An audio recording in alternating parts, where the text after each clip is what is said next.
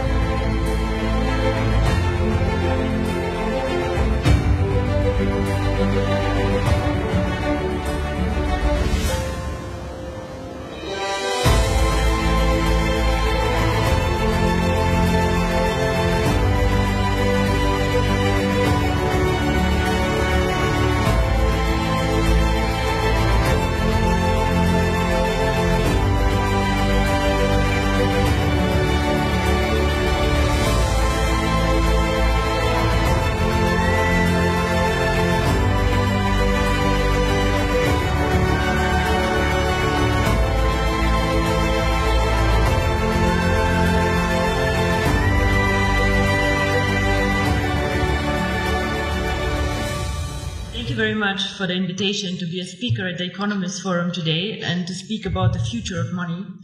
My name is Dr. Ruža Ignatova. I hold a PhD in law. I have always been very interested in financial services and worked about 6 years with McKinsey in Eastern Europe, actually when the crisis hit us really, really bad. I was spending my time in Russia with Sberbank, and it was an interesting time. I want to speak today about, as I said, the future of money, the future of payments. And I am, how to say, a bit sad to listen to the speaker before me, who are having such a gloomy outlook, focusing on all the issues that the region faces, and showing us a future where we have to do a lot of catching up in Eastern Europe, a lot of work, a lot of tasks, a lot of issues. So I would like to take a bit of a different approach. I would like to show people that Eastern Europe can innovate, that Eastern Europe can bring growth, that we are not just a follower country catching up, but actually that we also can show the world that we can do a lot. Our company, which is very young, 1.5 years old, actually writes history currently with cryptocurrency. OneCoin currently reached a market capitalization of $1 billion 3 days ago, which makes me extremely proud. And we have a network of 650,000 users, over 190 countries, and we come from Eastern Europe. We started actually in this country, we had the idea in this country, and we do not only describe the future of money, actually we take a very active approach of shaping the future of money. So, Southeastern Europe is a very good place to live, and I'm born here. I have been not raised here the whole time, but I feel home here.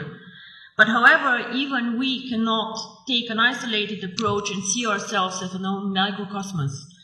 The world is getting smaller and smaller. We are living in a world with globalization. Technology is developing at a speed that makes me dizzy sometimes, seeing what happens around us. And all the innovative companies like Facebook, Google, Apple, all of them, unfortunately, are either not even coming from Europe, or like we are just a follower and just saving all our money in Eastern Europe, which is a lot of money for us to go and to buy the newest iPhone outside. So with globalization, the world becomes much smaller, much more transparent, and the needs of consumer and of companies actually change a lot. We have a lot more needs for cross-border transactions.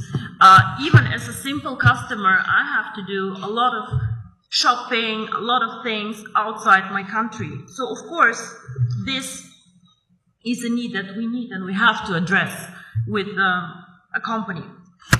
So, what is the future of money? In my opinion, the future of money, or a big part of the future of money, will be outside the banking system as we know it today. Traditional businesses either will change or new entrants will come in the market. One of the most spectacular entrants that I've been following now for about 5 years is Bitcoin. Now, Bitcoin is a cryptocurrency, the first cryptocurrency, the biggest cryptocurrency currently.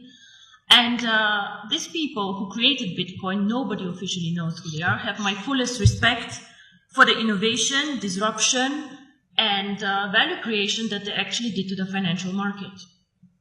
Of course, wherever there's value creation, speculators come, and a lot of turmoil can happen, but these people created something new and something really exciting. Bitcoin and the blockchain technology, which makes financial services independent from governments, independent from regulators even, and independent from banks as we know them, already starts changing the world we live in. However, Bitcoin until now and the more sophisticated cryptocurrencies have been a payment system, an investment system for the either very sophisticated people out there with a very, very solid IT background, for the smart ones, or for the elite who has a lot of money and diversifies their portfolio with a new exotic investment like Bitcoins. The market is still not very big, with a market capitalization fluctuating between 2 and 3 billion, transactions happening every day about 200 million euro. So we still have a lot of potential to grow in the cryptocurrency market, but we see a start. So we have been, or are we still an emerging market? I'm not sure what is politically correct to say, but emerging markets are out there. And we can speak about Latin America, we can speak about Asia, we can speak about Africa, extremely interesting market actually, which is like catching up now. And we can speak about also the small Asian countries. In all these countries, we have an issue that we also had here actually, a lot of people who are underbanked, unbanked, or just forgotten by the big players. Why? Because they're poor, because they have needs that are not that interesting in the transactions, or simply because some of these people do not have proper documents. I have been in countries where people, every one of them has a smartphone, but has no proper ID card. So how do these people bank? I have been in Singapore and seeing Indian people working very, very hard to support families in India. How do these people send money to their families and to their loved ones? Remittance business in Dubai, all the Filipinos working there and pushing economy. What do these people do? What they do is they either go to a bank to do foreign exchange, they go to a Western Union outlet, and they pay high fees. Because why? We as a financial sector charge always most the ones who are the poorest, who are like the ones with the needs that nobody else can serve. If you're an affluent customer, if you have a lot of money, the banks will fight for you, they'll give you cards for free, they'll do their best to make you happy. But the people out there, the mass customers, the ones who actually change the world, the ones who are working for economy, these people are underserved, underbanked, and I believe that cryptocurrency can change their life. And not only me, actually, I think Bill Gates believed the same and said that cryptocurrency can make a huge difference for emerging markets. So, what is really the future of money? I believe that if cryptocurrency is spread out there to the mass market, to people who can be made understand cryptocurrency, and as you say, cryptocurrency sounds very, very complicated, hidden, complex. Can I do it? If we manage to make cryptocurrency actually accessible to people out there who are smart enough to understand the smartphone, who are smart enough to move and to work in an Asian country, if we make it simple, we can become actually the next mass phenomenon, like Google, like Facebook, become a network of active users. Until now, cryptocurrency did not make the leap, in my opinion, because it is not user-friendly, because it's not easy to use for the mass market, and because people perceive it as very difficult. So the person or the company who makes it actually to make cryptocurrency easy to use, accessible in the markets that need it, and this is not the US, gentlemen, this is the emerging markets where people want to work with it, to use it.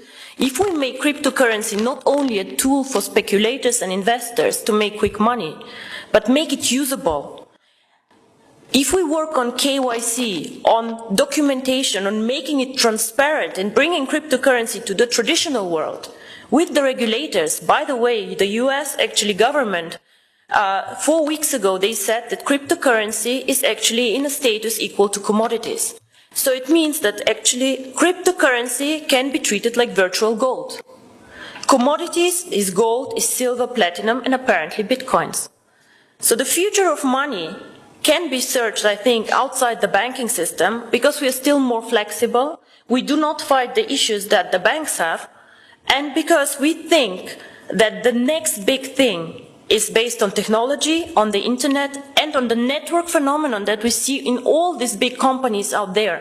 I think if we manage to provide a consistent strategy, a case to use the currency, and an easy access, which is aligned with the regulators out there, transparent, safe, cryptocurrency can actually be one of the preferred methods of payment, and not only bank transfers, card transfers, and all the traditional ways that we deal money with.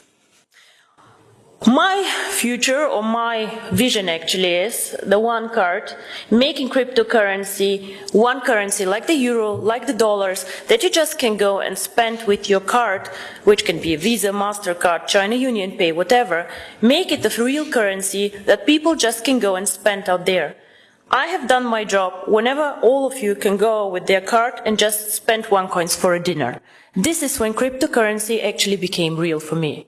And I'm very, very curious how the next 2 to 3 years will work out for all of us. And I hope I'm right, that the future is with technology and with us. Thank you very much.